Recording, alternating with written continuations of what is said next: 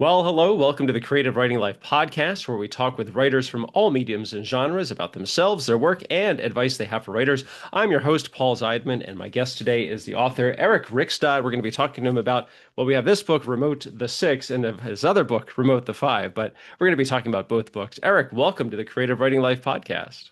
Thank you for having me on, Paul. I appreciate it. Oh, my pleasure. It's great to have you here. For those familiar with the show, we'd like to start things off talking about anything we may have read or watched lately. I'll go first just to give Eric a little time to collect his thoughts. I have two things. One is a movie I saw last week called Fairyland, which is a small independent feature. It's really good about a gay man and his daughter. I thought it was a period piece also taking place in the 70s in San Francisco, but it actually takes place, it's spread over about 20 some years. It starts with them moving to San Francisco and then what happens over the next 2 decades or so. It was really good. I enjoyed it a lot. And the two leads, I can't remember the name of the actress who plays the daughter, but I think it's Scoot McNairy is the father, and he's a fantastic actor. He does a really good job in that role. And I was going through my bookshelf and decided, you know what, I haven't read that in a while, so I dug out Superman Smashes the Klan, which is a fantastic graphic novel by Gene Luen Yang, who also wrote American Born Chinese, and the art is by Gurihiru. And it's a really good. Felt very timely to read this one right now, and it also has a very anime-ish look to it. But it's a great story, and it's all set like in the early, I want to say early 40s or mid 40s, and about Superman just kind of finding out his powers, and this Chinese family who moves to Metropolis is just really good. Heartily recommended. So I thought that I enjoy it. Forgot how much I enjoyed reading it. This from a couple of years ago. Eric, what about you? Anything interesting or not interesting on the reading and or watching front? So I am reading one autobiography slash memoir, which is Al Pacino's Sonny Boy, which I love. Ah, I read the excerpt of it in the New Yorker several months ago, and just found his writing just really astounding, and his childhood story, the little bit that I read in that, really astounding. You know how he grew up in the boroughs of New York, and with his single mom, and the life they had. And it took a lot for him to get out of that situation, and a lot of persistence, perseverance, uh, bravery, and talent. So I picked up. My wife knew I loved that excerpt and had it on a list, and she bought it for my birthday, and I picked that up, and I'm loving it. And I'm reading a biography of Hitchcock called The Dark Side of Genius oh wow. for the second time, which is really good. It walks you all the way through his childhood up until, his whole life. It was written in the 80s, Hmm. just not long after he died, but very, very in depth, very intriguing, and it gives a great breakdown of every film he did, all 40, whatever, and how they came about, and then all the ones that make you realize just how many projects people are working on that never get made. There was Hmm. a few years ago, I think it was sort of this meme or this thing in the social media atmosphere of, Guillermo del Toro saying, he had three times more scripts that he'd written that will never be produced, that he's tried and just will never happen. Uh, Hmm. they've all led to things that have happened. So those things are interesting to me. Reading some books on fly fishing that are dated back to the early 20th century, because I like fly Hmm. fishing. And then I'm watching The Lowdown with Ethan Hawke, which I find really, really great. Funny but dark, and a good twist on noir, uh, by the creator of Reservation Dogs, and it's set in Hmm. Tulsa. And I'm finding it really good, really entertaining. And on the lighter side, well, sort of lighter side is The Studio, Oh, I love the studio. which to me is sort of the Altman's The Player meets Curb Your Enthusiasm, is how Hmm. I could even imagine it being pitched that way. But it rubs up close. So I think it probably rubs some people the wrong way. But I found the episodes I watched really funny, and Seth Rogen really funny. So I got to agree. I really enjoyed it a lot. And for someone, a screenwriter like myself, just seeing like what it's like on the other side, like within the industry, I Yeah. mean, and probably thinking like this is so satirical, and you're probably thinking there's probably a lot more truth to this than people would be willing to admit. Yeah, it's one of those things where you know, you don't know. Of course, they take liberties and heighten things for A drama little and bit. comedy, but there's a core of truth to it. But I Yeah. love the send-ups of like Chinatown. I like the one that was sort of a send-up of Chinatown, and Hmm. some of the other ones that are clever and funny and could use a good laugh these days. Yeah. Actually, I want to touch on it really quickly. So you mentioned you're reading this Hitchcock. Is it a biography? It is a Uh, biography. I know everyone would probably say it's no way to pick just one, but do you have like one Hitchcock film that like that you would consider your absolute favorite? That's a good question. I Yeah. Vertigo, I guess, probably. Okay. Um, Although I like some of his earlier went with 39 Steps and Mm. um, Charade and a lot of them. The Birds I liked a lot, which is sort of one that doesn't get a lot of attention, but I love, the original short story, and I I love how unsettling it is and doesn't give a reason Yeah. Yeah. for the ways and has this open-ended ending where, are they going to make it or not? It's sort of different than a lot of his other movies in that way. Yeah. I But, think. they sort of come together and Oh yeah. That's the thing. Because I was I heard his name mentioned on a podcast I listened to over the weekend, and it got me thinking like, wow, which one? yeah, yeah, I get for me, I think it's. I mean, it's so hard to pick, but the one I love probably the most is still North by Northwest. yeah, that's I fabulous. I just think it's fantastic. I love it. Yeah, If it comes like it's on TV or if it's like playing at my little independent theater nearby, I will make a point to go and see it just because. And I even own it on still have it on DVD, so yeah, I'll watch it whenever the opportunity yeah. presents itself. Yeah. And I was So. just reading about that, the making it. Ernest Lehman, the writer, Mhm. breaking down how how he sort of ran with these ideas that Hitchcock pitched to him, and all they had at the beginning was, I want people scaling Mount Rushmore. Yeah, I yeah. mean, and it went from there. Yeah, and What? also and also that scene in the I guess like the cafeteria at the Mount Rushmore Yeah, thing, and my eye automatically goes to a little kid who puts his fingers in his ears just before they shoot the gun. yeah, It's right. like you can't not see it now. So Eric Rickstad, we're here to talk about you and your books, the Remote series. We'll be talking about the Remote, the 6 and the 5. But before we get to any of that, I'm going to read the little bio that's in the back of your book. Eric Rickstad is the New York Times bestselling author of Lilith, I Am Not Who You Think I Am, named a New York Times Best Thriller of the Year, Reap, What Remains of Her, and the Canaan Crime Trilogy, which has sold more than 500,000 copies worldwide. Lives in Vermont with his wife, daughter, and son. So, Eric, let's talk a little bit about you and your background. I mean, how did you get your start? Were you always a writer? Were you, I like to ask guests, were you a voracious reader as a child? And it's kind of translated into, hey, I think I can do this too. Yep, yeah. So always a storyteller, and then a writer. I grew up. My father left when I was young. He was a barber, so I would hang around the barber shop. There'd be lots of storytelling there. Mm, And he wasn't in our lives after I was pretty young. But my mom worked at a hardware store, and that was the center of town at the time. And I'd go there after school on the way back to school or whatever, because I walked to school. And there'd always be several people there talking, telling stories, gossiping, this. Sometimes when the kids came over, they'd kind of shift gears to some other story and that would perk my attention. And I'd listen more closely, like I'd pretend I wasn't, but I'd pick up some good stuff.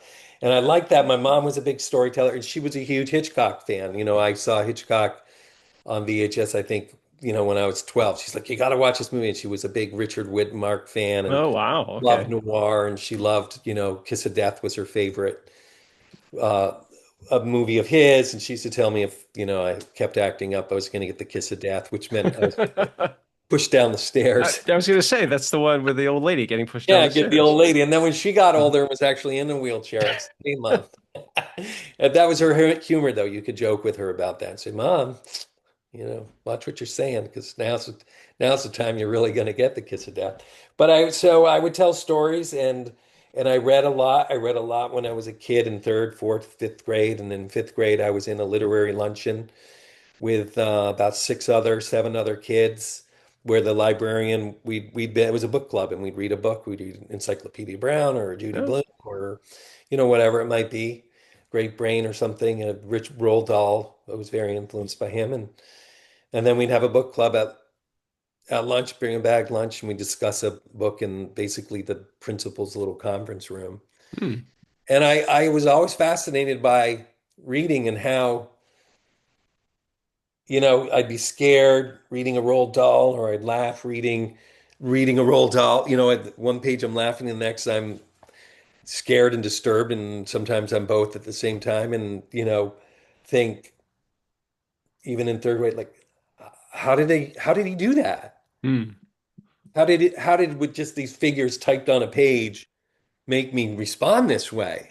And so I wanted to do it. And I was writing stories as early as, third grade, and um, wrote stories as an undergrad, and I ended up getting published in literary magazines like the North American Review and the Quarterly and other places like that. And one of the short stories one day was I was at UVM, right, pounding it out, and I had the first scene of the story, and it was about 40 pages, and I thought, I don't think this is a short story. This might be a novel. And it proved to be my debut novel, Reap. Hmm. And it just, I sold that and just kept writing, and still write to this day, and write every weekday anyway. I was going to say, do you have, it sounds like do you have a regular routine? Like, I write from this time to this time, take a break, write a little more, then it's time for dinner type of thing.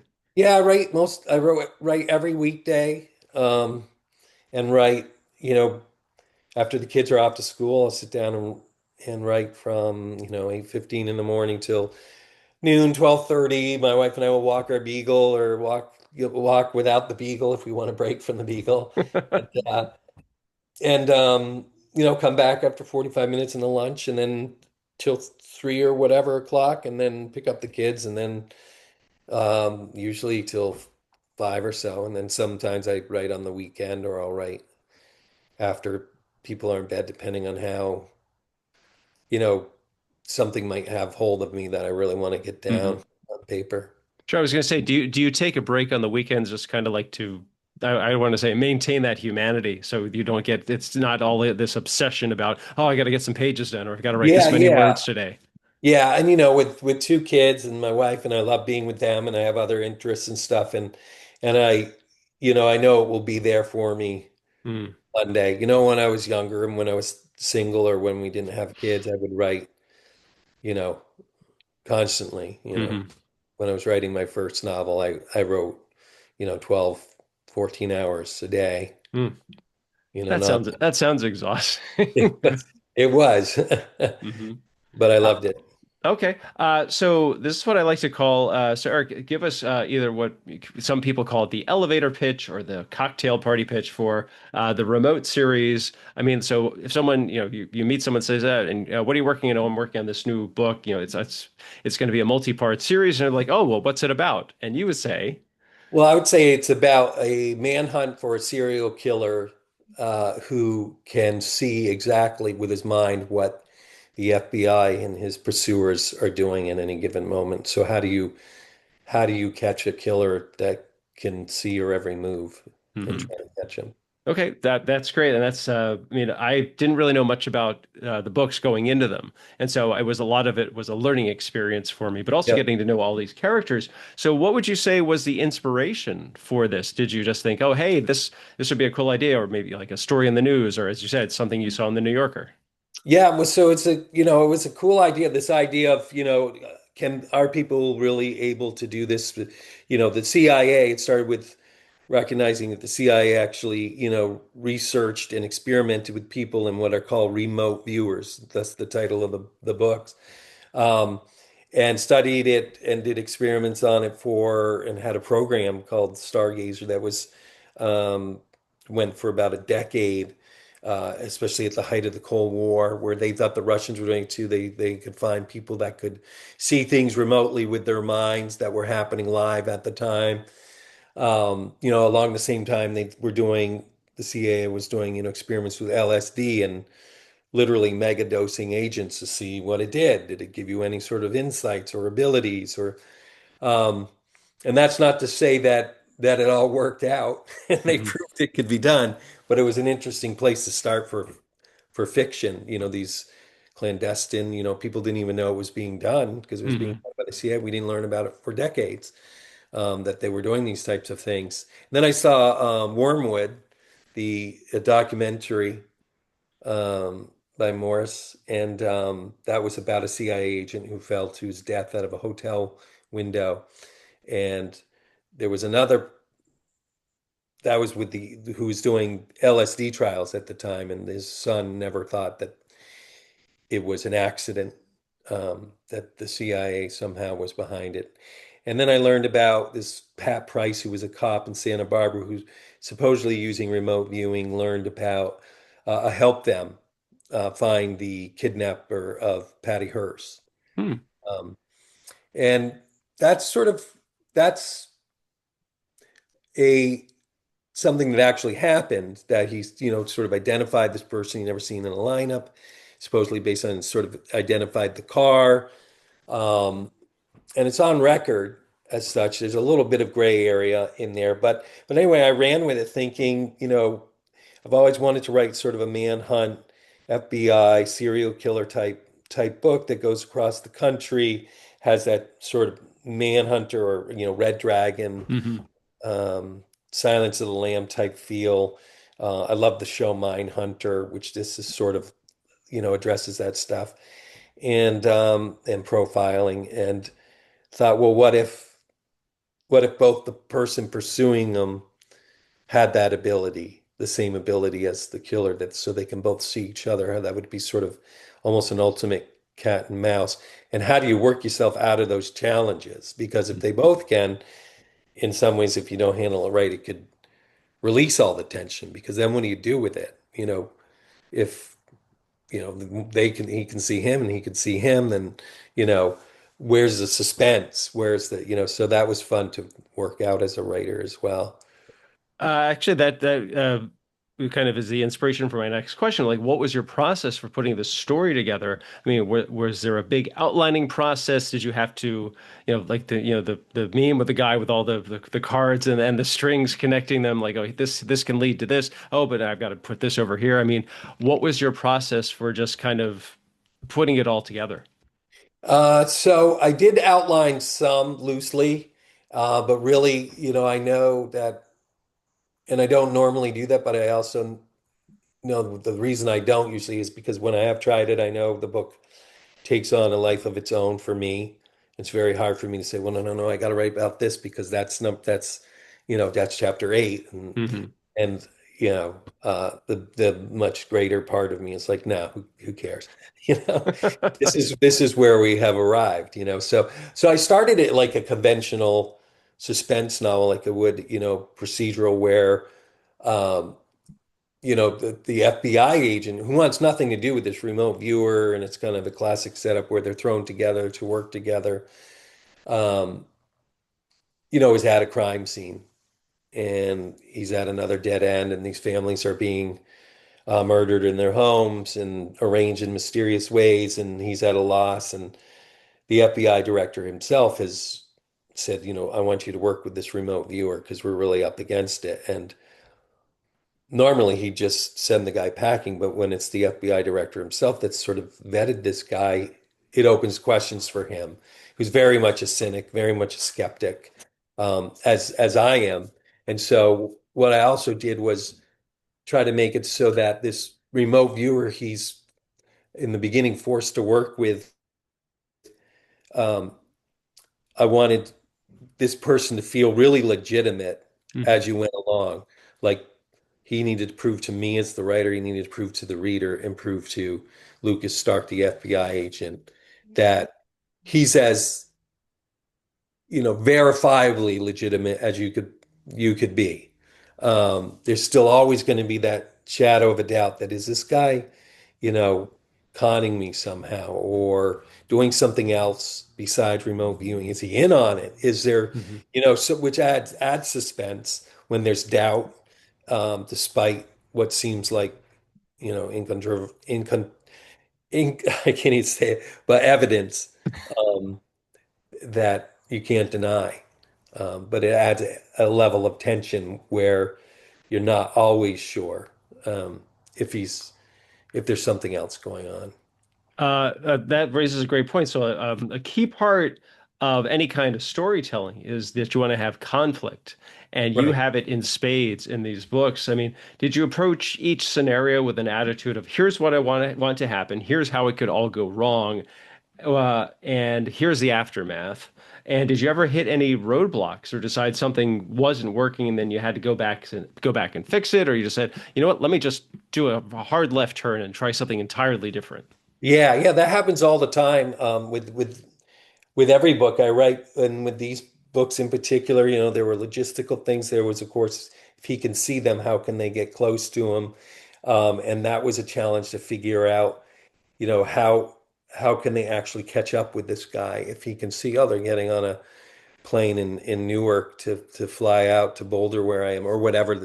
That's just Hmm. fabricated for this, but and so it was fun to find it, work my way out of a dead end or reroute, or those are always fun challenges as a writer and this one presented wholly different ones than I've been up against. And there were also times with, how would the FBI be able to handle this? Like what is actually realistic for them to be able to do? Like, okay, we really think this guy's in the end of this dead end road in this house.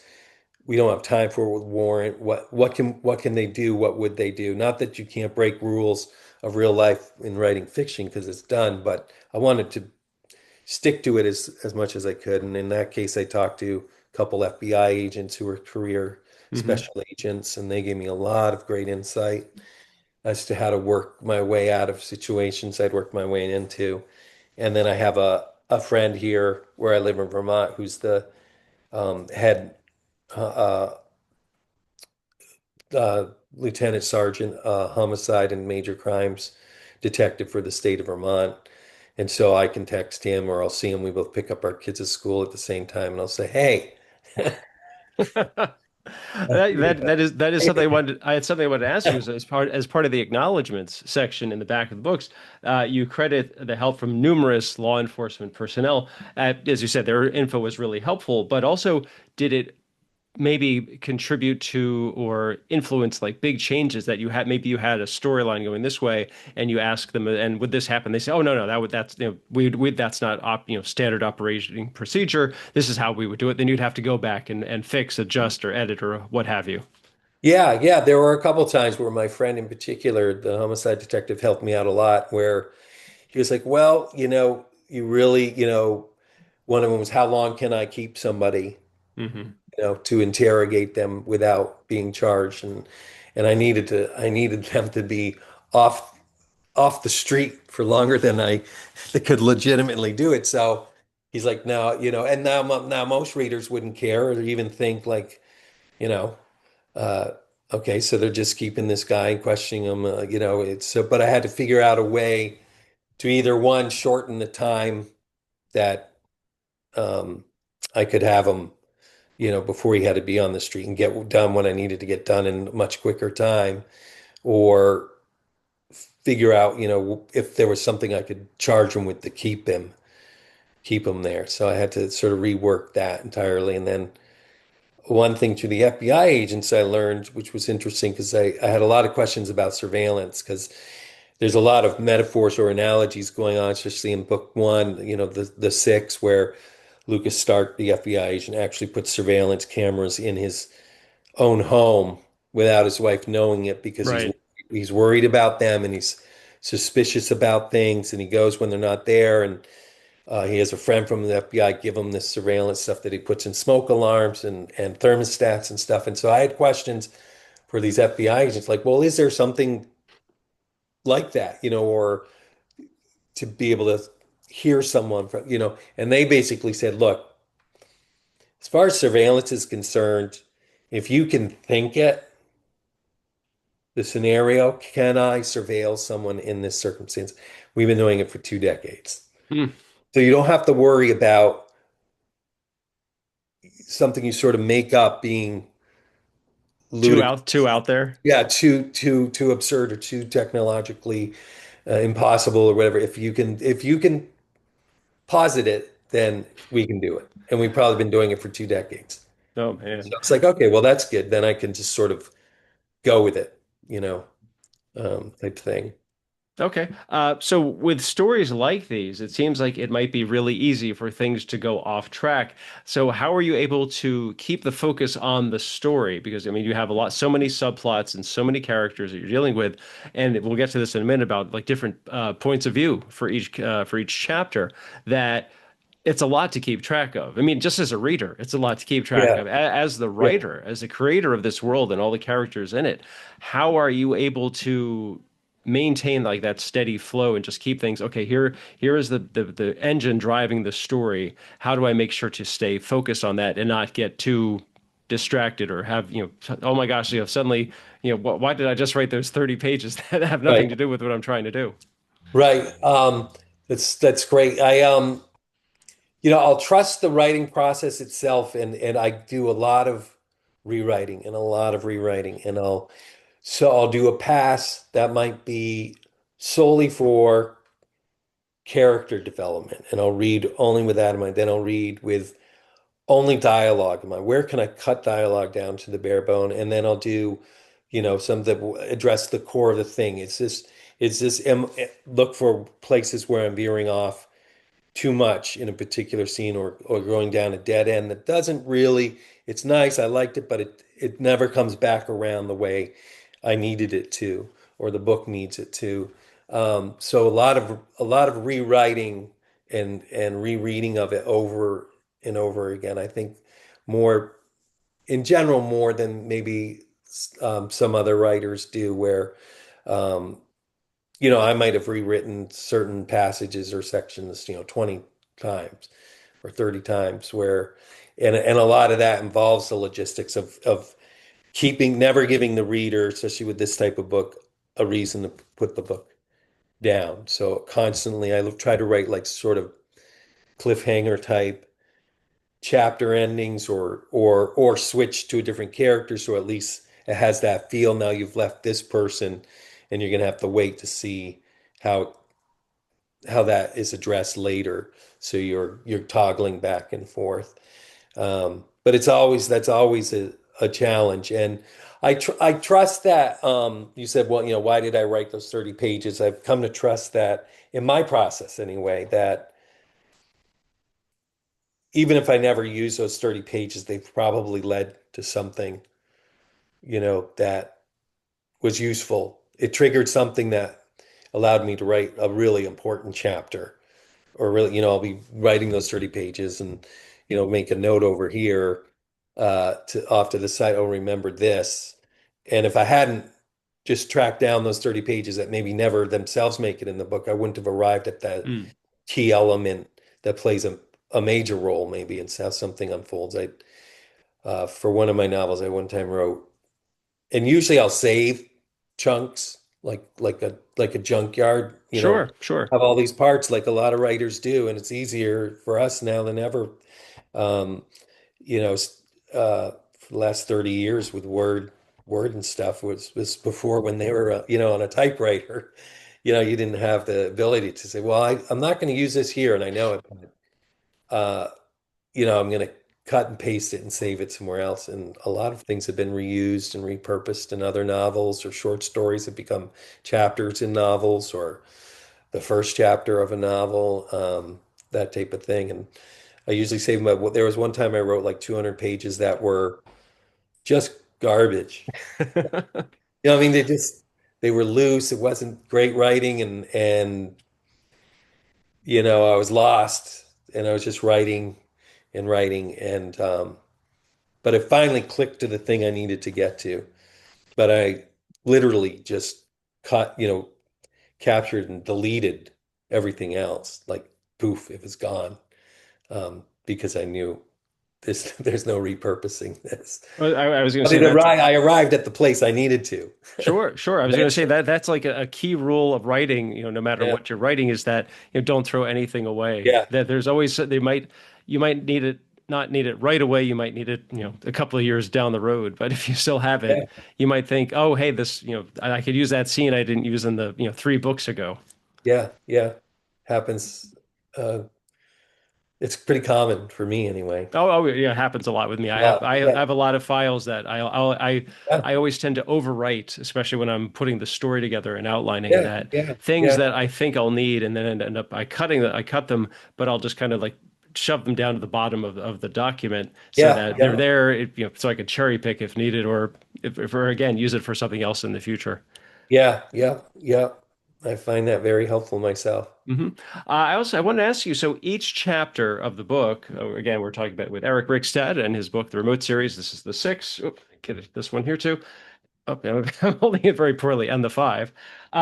Excuse me. Each chapter is told from one character's point of view. It's primarily, as you said, our main protagonist, Lucas Stark, the FBI agent. I have no idea if I'm pronouncing this right. Is it Giles Gardner? Yes, yeah.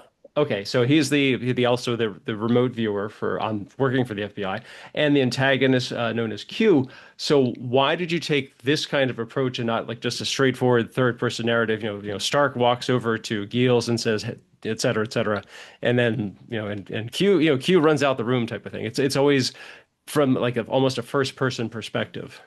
Right, right. Yeah, I've gone back there. I've had a couple recent novels where I wrote in first person, present tense, but most of the time I'll write in alternating points of view in third person, but a close third person where you're in that person's thoughts, and Sure. it's very much their point of view, which can get tricky when like say which happens a lot in this, the Lucas Stark and Garner are both in the same scene hmm interact. Whose scene is it? Whose chapter is it? I have to make a decision as to whose point of view it will be through. Most of the time, I lean toward Lucas Stark's in this because the novel starts with him, and it's really if it's anyone's novel, it's his hmm novel. Um, but I do like in thrillers and in suspense going back and forth between points of view of some of the main characters, so that it creates a tension too, because it's sort of like, well, now you're getting an insight into this character and their motivations that maybe they're keeping under wraps from the other characters, but now you're privy to it. Mm.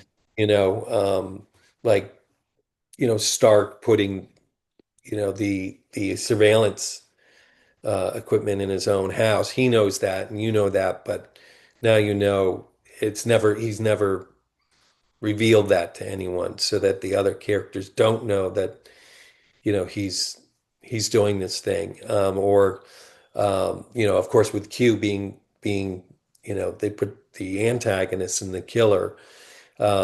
It gives insight into his motivation and why insight into why he's doing it, or his rationale and his reasoning, whereas the other two characters, Stark and Gardner, are trying to figure that out, and in learning it from the killer himself, it also is sort of close enough where you're still not sure what you know the specifics of what Q the killer is talking about, because it's so close. Like it becomes this puzzle where it finally becomes clear toward the end of each book. There's some of these reveals that come. Oh, okay. So hmm Do you think so? I think you mentioned this that it adds to the tension, but also that I guess thriller is a genre that this kind of approach really works with because it said you're trying to get into the heads of the characters, so that way we can read their thoughts and know what they're thinking rather than have it be kind of I don't know, maybe it would come across as clumsy if you try to do it in a third person narrative. yeah, yeah. If it was just one person's point of view the whole way, then everything's sort of kept at a distance. It can work, and there's plenty of novels where it works well, but um, I haven't. I prefer books myself that I read that sort of do that. Hmm. And with this one, it just made sense to add that element of suspense and tension throughout by going back and forth. So there's almost a Sure. culmination of when all of these people are also going to converge into one space. Okay.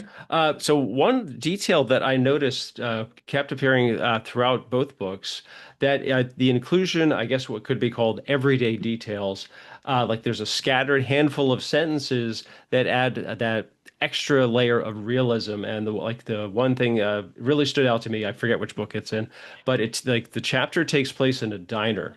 And we get occasional mentions of things like, here's what the cook is, we're focusing on the main characters, but there's occasional sentence, here's what the cook is doing, or the waitress, or this family that just came in. So I wanted to ask you first, what's the thought process behind this?